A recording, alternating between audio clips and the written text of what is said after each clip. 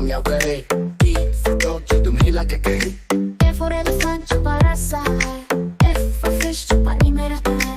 G for grapes जो मीठे मीठे हैं. H for hen जो अंडा देती है.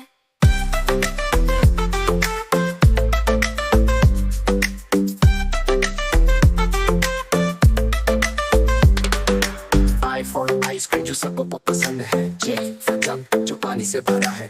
K for kite जो आसमां में उड़ती है. L for lion जंगल का राजा कहलाता है. M for monkey जो करतब दिखाता है.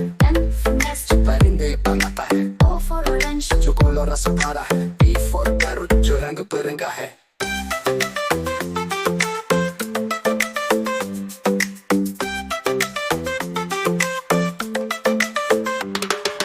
Q for queen जो ताज पहनती है. R for rabbit जो घूमता रहता है. S for sun जो रोशनी फैलाता है. T for tiger जो जंगल में दौड़ता है. U for गला जो बारिश में काम आता है. V for van जो दूध लेकर आता है. Q for watch जो वक्त बताता है.